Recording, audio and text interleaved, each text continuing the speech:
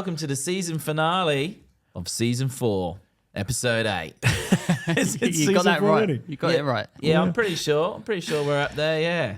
Cool. So we are 4 beers in. You got myself here, Dan, Rob straight in front of me. G'day, mate. How you doing?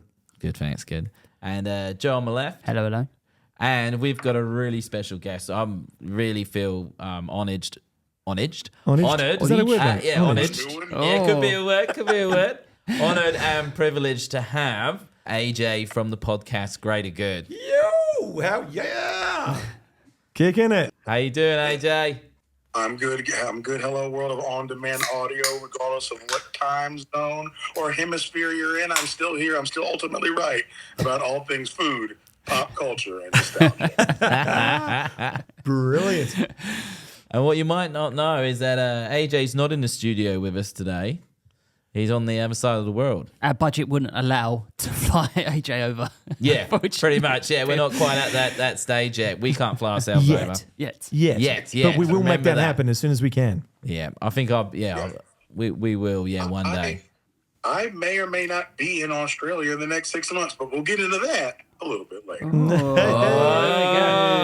there you go. So quickly, we're drinking some... Danny, what are we actually drinking at the moment? Well, I bought a block of a Hammer and Tongs lager. That's as much info as I can give you on this. We're not sponsored on this. What about yourself over stateside there? What are you drinking over there, mate? Well, it is 8 a.m., so I'm drinking the blackest of coffee. Because if I was crushing a beer at 8 a.m., there's a much larger discussion. And also, uncultured American swine question, what is a block of beer? What is a block? I heard that term. There you go, Danny. Yeah, it's definitely 30 cans, eh? Yes, 30 cans. So, 30 can block. So instead of a carton 24, you can get a 30 can block. Well, I guess the 30 rack here in America is only located in certain parts of the country. Okay, I'm learning terms. In Australia, it's everywhere. So, the old blocks. Get the blocks out, go camping, get the cans and crush the cans, recycle them around. It's only located in the deep southeast of our country, and I'm like 3 hours away from where it starts. So like when I go on a road trip, I have an eye out, like, oh, there's the 30 rack. Maybe it's a heat thing, like, because it's pretty hot. I mean, we always take it camping and things like that, get the 30 camp block in there. Maybe it's a heat thing down south, they go camping more, I don't know, because of the temperature maybe. Okay, all right. I haven't been camping in years. As a child, I was a big camping fan, and that was pre-alcohol, so I bet I would like it way more now. Totally, hell yeah. That's it. Cool. So part of the episode today, well, the whole episode, AJ, is that we wanted to kind of pick your brain a bit on, being a podcaster yourself and for as long as you have been. Successful podcaster too. Yeah, that's Killing probably it. what we're getting at. we want to learn. Yeah, we want to be your Padawan. We want to be your students. But yeah, amazing podcasting. So sorry, Danny, go, mate. That's all good. So how did you get into podcasting? What was the reasons, the whys, the... So you guys want to get into the tale of this thing that has consumed my life.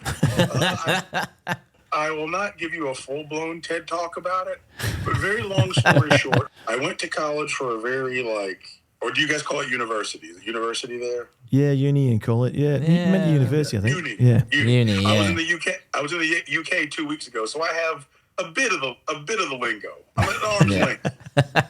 I read at uni for the driest, most boring profession you could possibly ascertain. I'm from the middle of nowhere, North Carolina, here in the United States. People farm and never leave. Small town, blah, blah, blah, blah, blah, blah, all that stuff. And I knew as a small child, I wanted more. I need to get out of here. I want to do grand things. So I read at uni for the borest, dullest financial degree you could get in college because I just knew it would pay a lot of money. And I got the job, and I did all the things. And my God, was I miserable. I was so miserable. I was like, I have all this money, and I feel like I live the driest, most uneventful life. I thought this was what I wanted. And then a friend of mine came by one day, a guy I actually used to coach. He had grown up a little bit. He's like, hey, I'm actually doing this podcast. I know you're a really entertaining guy. I'd love to have you on. I didn't know what a podcast was. And I very quickly realized that I was a little better at it than he was. And he'd been doing this for years. And even he said, he's like, you're a natural. You should do this. It's like, really? I said, well, I am a ham. I do like the sound of my own voice, and I do aims to entertains. So I thought, you know what? Why not? I've been doing this my whole life. Why don't I just record it? And I decided right then and right there that my time, energy, and efforts was going to go into all these crazy, funny things I run through my head and imaginary skits and comparisons, and I'm going to put it in audio form and put it on the internet. And yeah, I hit the ground running ever since. Around this time, I lost said job and was broke. And my co-host, shout out Gentle Ben, also went through a major life thing. And we talk to each other every day like, hey, man, I got this podcast idea.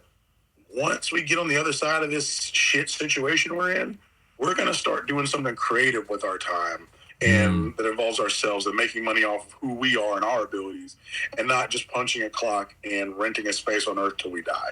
Yeah. So, yeah, we wanted to start living, not existing. And we've 3 live shows. We have a charitable organization. We get back to our community. Merchandise. We've come a long way in 9 seasons.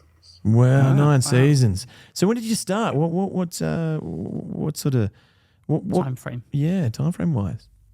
Time frame. It was February of 2014. I want to say. Wow. Any other time I could rattle that off of my head with no hesitation. But again, it's 8:00 in the morning, and I'm old. Oh, we forgive you, mate. All All right. good. So you've just let these guys know they got another 8 years and a bit in them of doing this podcast before we start. Danny's the slave driver. So that's mate. like a signed, open verbal contract there, lads. 8 and a bit years, and then if we don't get to that point, we can have a review. Honestly, it started innocently enough when I just started putting up really polarizing Facebook takes. It started our current t-shirt that's available on our social media page right now. DM me for details. But one of our most listened to episodes was actually a Facebook status. I believe this, and I said it mostly to get a rise out of people, also because I believed in it, and because I think it would start funny conversation. Pancakes greater than waffles. That's it. That was the post. And it garnered hundreds of likes and comments. Like, as semi-viral as something could go on Facebook. Like, I just looked at my phone, it's like, you have 200 notifications. Like, what? For what? Why? And it was just people having it out. I'm talking having words in my mouth about pancakes are better than waffles. No, you're a fucking idiot. You don't know what you're talking about. Like, you would like pancakes, wouldn't you? It was absolute war. That is our most listened to episode to this day of all time. The numbers on it are astronomically high. Wow. And the second most listened to episode is Hawaiian pizza greater than pepperoni pizza. And I quickly realized the smaller things in life, the simple things, are the things people are the most vocal and passionate on and opinionated on and want to engage with. And that is the mantra of the show. We keep it super light. We keep it super direct to the point. What do you like? Does the thing you like suck? If it sucks, I'm going to tell you why it sucks. And you can tell me, and I'll give you a platform for a well-crafted argument. It'll just be wrong because I'm right. So, brilliant. Wow. So what are some of the cool things? So like the best things to happen out of the podcast? Oh my God, things like this. I've made friends with people from around the country and around the world and met up with them in a lot of cases. Shout out to Michelle. It's Michelle. And I can't remember what borough in New York. My other job brought me to New York, and I said, hey, I'm here. You've been on the show a few times. I don't want to be an internet weirdo, but I think we're sort of friends. Would you like to meet up in real life and have lunch or something with me and my wife? That's so cool. Next thing you know, I'm walking into this cafe in New York. I want to say on the Manhattan side of it. It was near Columbia University, whatever. So that's New York, New York. Wow. And she walks in, and I was like, so wow, we're really just two internet people who are meeting in real life. She's like, thank God you're not crazy. Like, yeah, you too. I'm really happy. Oh, God, could you imagine? You were, in fact, not insane. Wow. She brought her husband for safety. I brought my wife, which I don't know the strategy there. And it was great. I had the best time. I consider Michelle a dear friend. I can call on her for anything at any given moment. God bless her. I love her to death. My man Matt in Ohio, I actually flew to town. It turns out one of my best friends lived 20 minutes from him in his studio. I happened to look it up one day and I messaged her, hey, I'll be in Ohio to see my buddy right down the road. Like, you want to do an episode? So I was 20 minutes from his studio without even realizing it. He and Matt and Portia of the Going There podcast, we've met up. He's come down here and visited a few times. Love the guy to death. They do anything for me. Shout out to him. Shout out to Portia. So in short, that's one of the best things. Shout out to Splash Jordan, the guy who initially had me on this podcast. Wow. It's introduced me to people and made friends with people I would have never otherwise crossed paths with. And I've created relationships, and it's awesome. And to highlight some things we should talk about, in some cases, things we shouldn't talk about, but it's really funny. So that's my short. That's pretty unreal, isn't it? Like we have connected with other people as well, but they're mainly people we know already. Friends, family. For sure. We are Reconnected still with family. waiting. Yeah, we are still waiting for a reply from Mel C. She's got one of our shirts, but we can't confirm or deny if she took it with her. So Melanie when we C from gave the it to Spice her. Girls. Yeah, Melanie C. You gotta love that one. Yeah, I think that's our big. That's our biggest thing we've ever. Probably one of the best nights of my life, but Oh wow, that's okay. Yeah, I know. I can't say that in front of our Tanya. It's more like one of the best nights of my life. So I don't know if AJ knows. So we call our partners Tanya, so we respect their names, and we keep their names quiet so we don't get in trouble. Basically, not for them, it's for us. Okay. So they're all called Tanya. So everyone's called Tanya. But I think what I was amazed by you, AJ, is that you took it to the next level and you did live shows with your podcast. Can you tell us a little bit about that? Oh man, there's no little bit to tell. There's a lot to that one. I don't know. I dream big. I always dream big. I've never believed that there's a dream too big. You can achieve anything you want if you're willing to, how do I say this in a gentle way that's realistic and palpable for people listening? All right, I'll say it like this. You can achieve anything as long as you're willing to do an unhealthy amount of mentally and physically crushing work that'll break you spiritually and socially. So as long as you're willing to put in that amount of work, you can do literally whatever you want. And I'm always looking to scale things up. I'm not a complacent person. So I'm entertaining people. I'm doing numbers. I have a product people like. I have a product people pay for. What's the next step? That next step, I think we did that in season 6 or 7 we went live. So we had the experience. So it was one of those things where I just said, fuck it. Like, you don't wait for people to offer you a seat at the table. That's not how success works. It's how building something works. My philosophy is build a table so much nicer than yours that they come to you and ask for a seat at your table. So I built my own table. I funded my own live show. I funded my own venue. I gathered my own sponsors. I got my own clothing vendor. Shout out to my man Raleigh, Charlotte Clothing. He's doing great things. Love the guy to death. I owe him everything. I didn't know anything about merchandising. So rather than print some shit on a shirt and hope it works and hope people sell it and be that guy, I worked with a clothing designer, Raleigh here, Charlotte, Raleigh Talbert. And I'll never know about fashion. I'll know about the philosophies of creating something, marketing something, and selling something in the merchandising realm because I've never done it so much. And we release our merchandise in waves over seasons, kind of like Kanye West does, even though I don't like to replicate anything he does in life or it's his worst. Other than his wife, though. His new wife. Jeesh, yeah. Ooh, wow. But yeah, we do shows in seasons and we do clothing in seasons. We release our merchandise in the spring, summer, and the back half of the season. It's a whole different season of things. So you always make everything feel special, make everything feel like an event. If that was our mantra, why on earth wouldn't we take that to an actual event, to an actual special thing? And you'd be surprised how many people are willing to work with you in your community if you will bring patrons to their front door.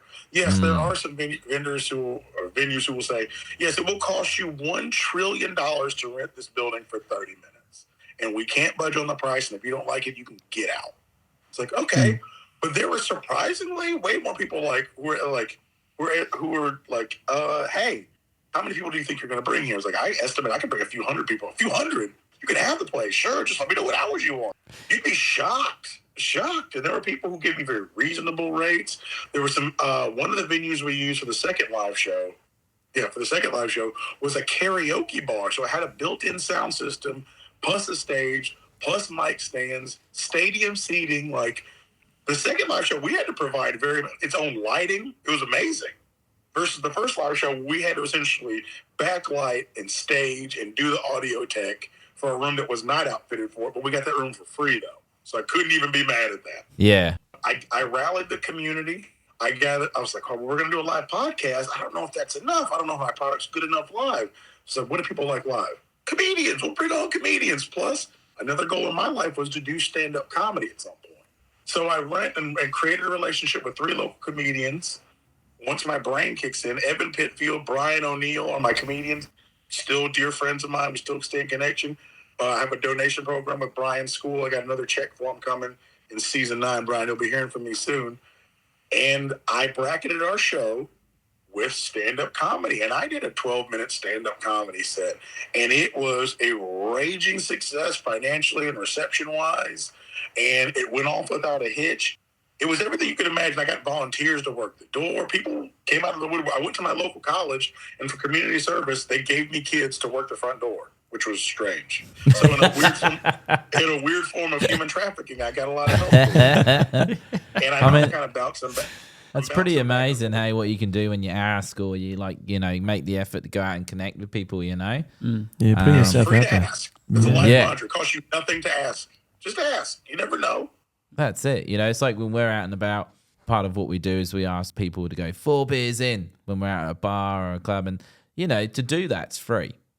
It's no, they might be on social media for the rest of their lives. That's the only thing, So if they're happy to be that, and look, most people love it and they do it and it's good fun. But you get the occasional person that will say, buy me a drink. And we say, yeah, that's not happening. Have a lovely night. And we move on. None of us are working for commission. So it's... Yeah. But for them, they think, you do this or what you're going to do for me, where you get people like, what are you going to do for me if I'm going to do this, And it's like we've asked you because you look the part and, look like you'd like to do that. I would say 99% the people that we ask to give us a cheers and support 4Beerzin say yes. You should adjust that philosophy. I get telling them that, hey, I appreciate it, but thanks but no thanks. Sometimes investing in one beer can create a fan for the next 5 seasons. Yeah. It's like, oh wow, he really bought me that beer. Like, for all you know, he's like, I didn't expect him to really buy it. Oh wow, what are you guys doing? Tell me more about it. You never know. Yeah, look, that is a good point. I think we got to stretch our budget. I'll be like texting these guys. All right, guys, I'm not being funny, but they want a beer. I've just bought someone a drink. Yeah, you guys. Yeah, there's 3 of us. We've got to split 3 ways. So living in Perth, West Australia, that's probably about $10 each, guys. Which would be what, 20 American? Yeah, 20, yeah. Nah, it's not that much. Okay, I was gonna say no, you were right. Fuck them. Don't. I retract everything I said. Yeah. Frankly, you should have punched him in the face when he. That exaggeration, but they've always got friends. Or you buy one for me, buy a friend. That's not happening. So, what were some of the, I suppose, hard times for you, or not really hard times, but challenges, where you really thought? Did you ever think, I'm not going to do this, or did you have a break, or did you just keep going? I knew in my heart of hearts, if this is going to work, I have to be back-breakingly consistent. Yeah. Consistency will beat out talent most of the time. I know some people who are great, who are actually way more entertaining than I am. And their show just suffered because it just couldn't be consistent. I've heard people who have better production than I have, like light years better. We have not missed a release date ever. It's never happened. Ever. In the early days, myself and the co-host, right now we only live about 15 minutes apart. When we started the show, he and I lived about 40 minutes apart. So he was driving down because we didn't know any better. He would drive down and we would record, and our plan was to release an episode every single week. And we quickly realized that is a breakneck pace that is not realistic for our lifestyles. Yeah. But we didn't know any better. Like, these episodes are going berserk. They're doing crazy numbers. The ad revenue on them is spiking very quickly. We got to keep this up. A month or 2 in, we quickly realized, no matter how much we need to, we can't. We have to dial this back. We went to bi-weekly. And the first few seasons, I could tell my co-host was getting a little burnt out on it. And, he wasn't as passionate about it. So I was like, all right, I have to keep him as enthused as I am, because enthusiasm exudes in your product. Anytime anyone's trying to sell you anything, their excitement is supposed to be palpable. If someone's trying to sell you and they're not excited about it, you're barely even listening. Yeah, you stop listening to the pitch if they're not excited, and visibly, audibly, excitement is everything. This is my passion. My co-host and I just have a great rapport. This isn't his passion. He just enjoys doing it. So my goal is, how can I keep him as engaged as possible, scheduling-wise, so this isn't too much of a labor for him. I'm built for this. All these crazy ideas and jokes are running through my head 24 hours a day. I can do this for a very long time. Because that's just, this show is my personality in audio form. But I got to keep him engaged. We have a recording schedule. We record 75% of the season right after the last season ends. So when you hear the season finale, he and I are in the studio hammering out like 15 episodes. So that way, when American football season rolls around starts today, American holiday for the next 4 months. If you wonder why your American friends are unresponsive until like January, it's taking over our country. Oh, wow. We're here to gamble. So that's like our mental break time where we can just be friends and not talk about the pod and just like hang out with each other and live life. So that's cool. So we kill ourselves for about a month after the season so we don't have to work for like 6 months. So by the time you hear half of next season, I wouldn't have been in the same room with Ben for like 7 months. Wow. I mean, we tried to, we went on a night out, just the three of us for drinks, and the idea was you can't mention 4Beerzin. You mentioned 4Beerzin podcast, you got to have a shot. So Danny had a few shots. Yeah. We didn't. He did not last. We didn't get past the first pub without having shots. I don't think we went anywhere without having shots. So we did find it, hard, I suppose, to, Danny says switch we, off. but it was mainly Danny. I always say, we we don't clock off. It says opportunities that arise when we're out and about, and Definitely. we don't always get out and about as we once used to in the bars and the clubs. And do we do clubs? I don't know if we do clubs. Not anymore, anyway. Not anymore. Too old for the clubs now, mate. Look, AJ, it's been awesome having you on the show. Absolute pleasure. Yeah, it's really good to hear that insight. Yeah, and hope listeners who are thinking of doing a podcast themselves. So if you can do your socials and do a shout out to our listeners, where can we come and check out all your stuff? Where's the places? If you can give the shout out for us. On the Instagrams, the IGs as the kids call it, AJ presents the greater good, greater spelled GR number 8 R. AJ presents the greater good on Instagram. That is predominantly where we can be found for interaction purposes. I'm getting better about the Twitter. Or the X, as they call it. The X, AJ, Is that what they say? AJ Greater Good on Twitter, GR number 8R, AJ Greater Good on Twitter. Find us on Facebook, AJ Presents the Greater Good. New season drops September the 12th, so either get ready or get to your podcast feed because it's already out based on when you guys plan on dropping this one. September the 12th, season 9 premieres. It's the beginning. AJ Presents the Greater Good. Once again, September the 12th. And if you're thinking of starting a pod or an art studio or an Etsy shop or a band or whatever you're going to do in life, dream big, because why else are you even doing it? Don't be complacent. Have lofty goals. Whatever this thing is that you're going to give your extracurricular time to, plan on having it bring out the absolute best, most creative parts of you, or else why is it even worth your time to do? It should bring out the best in you. Everyone is talented and capable of doing great things. Some things that I may know, some things I may know nothing about, but it's inside all of us. Find it, find a way to make money off of it. I strongly believe that success is making a living on your own terms. That's how I define success. I've been very fortunate to buy a home, to pay off debts, to buy vehicles, all through podcast money. Create a stream of revenue based on telling dick and poop jokes and comparing food, and all of my shenanigans I've taken from my mind and put on the internet. It's very humbling that what's been running through my brain for the last 40 years, people find funny enough to pay for. It's one of my greatest life accomplishments, and I truly mean that. Oh, look, that's awesome, mate. Like, we got a long way to go, but what we always do on this show before we wrap it up, we say if you could have anyone on the show, who would it be? And they could be Russell Brand. Oh, straight up, yeah. You know what have we done? We haven't said Russell Brand. We haven't had Russell Brand on the show, obviously, but we haven't thought about getting Russell Brand on. Yeah, do we know anyone that knows Russell? No. I don't know why I thought we did. But, he may respond. Yeah. I find his brand of erratic lunacy just to be the most entertaining thing the world has ever seen. Russell Brand, if you're listening to this, and right behind you is Reese Witherspoon, but that's purely for romantic reasons. But Russell Brand. Oh, yeah. Russell Yeah, we haven't had Brand, Reese number before. one. Yeah, I need his lunatic fringe voice on my medium. Russell Brand, jump in my DMs.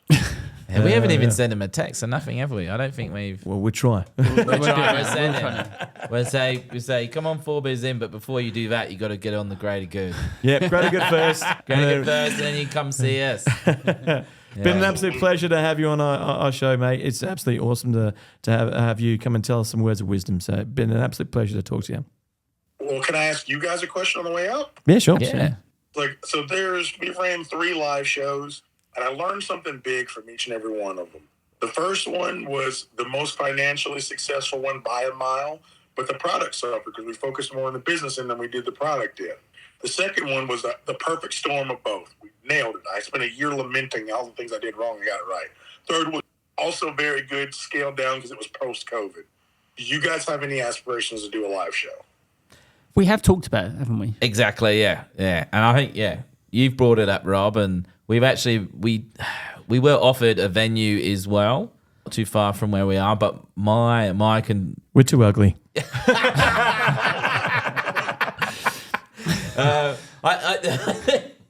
think for us, But it's you're just... very self-aware. Yeah. It's just built. We're still fairly new. I mean, we've only been going a year and a half or something like that. I think it's I did the math there, but it's not 2 years. I know that much. And I think I see when people do live shows, they got a bigger base, followers, fan base, whatever you want to call it. And I have no doubt if we did one, people would come. It's not something we've done before. Normally we're in the studio as we are now. There's no one else here. So it definitely would be it is on the, isn't it? Yeah. It is. It's definitely but I think it'd be a big step for us to So do that. Danny's So got it's a not list. a no. Danny's got a list of we're going to do a Christmas album and then we're going to do a Christmas show. No, that's true. He's all true. So, although we talked about a live show, we've also talked about Christmas single. Singles. Yeah, Christmas single, 4Beerzin this Christmas. But yeah, we've talked about the numbers, the financial numbers, and that we're definitely working on that. 4Beerzin movie. that's new. That's new to me. That is new. But I think it's all to come, really, isn't it? Yeah. Like you just said, AJ, you do have to dream big. It's really good advice. Dream big and push hard. And so, it's something. There's more things in the cards for us, and so we do want to push hard. And like I said, it's awesome to have you on the show. This is the first time that we've actually had a podcaster come on our show. A lot of our guests have been fantastic guests, absolutely awesome guests in their own right. But this is the first time we've actually had a podcaster on the show. I feel like your product, it translates extremely well into a live show. I just couldn't imagine being a bar or pub owner, that's short for public house, you uncultured American swine. I just couldn't imagine a pub owner being approached by you guys with the theme of your podcast, with the vibe of your podcast, and saying, hey, can we get your video on a Thursday night and put, more people in here than would usually be in here? I feel like I would jump at that opportunity. As long as you have a product people want to engage with, that's like half the battle. Just to do the 4Beerzin chant. Chanting always works. By the end of 2025. You heard it here first, AJ. We'll make we'll make a live show happen by the end of 2025, and we'll catch back up with you and go, hey, what do you reckon? We'll put it out to you and see what you think. Hey, if you get over in 6 months or within the next 6 months, we'll get you on it. It is 50-50 right now. If you give me 2 seconds, I'll tell you where I would potentially be. I'll Google it. It's pretty much the same for us, though. It's 50-50 better in a live show. We could even have you doing stand-up. It could be our first. Oh, don't threaten me with a good time. Brisbane, is that near you guys? Oh, it's about 5,000 Ks to the other side. Okay, so no. You guys fly over and meet me in Brisbane, and we'll have a great time. We could go to Brisbane. We could bring our gear with us. We like to call it Bris Vegas over here. Bris Vegas. It's good town to go to, man. Very cool. That's great. Yeah, it's 50-50 right now. I'll keep you guys posted if I actually go through with it. Just the 30 hours there is brutal. Oh yeah, man. Those flights are killer. But I reckon we could tell our Tanyas we need to work. We're going on a work trip. holiday. There we go. We've got a sort of work holiday to Bris Vegas. And then, hell yeah, we'll get this done. All right, then. Keep us posted. Thank you very much for being part of the show. We'll obviously keep you on the line, but we do a big 4 beers in chant at the end of our show as well. So it's been an absolute pleasure, AJ. So thanks very much. And 3, 2, 1. 4 beers in.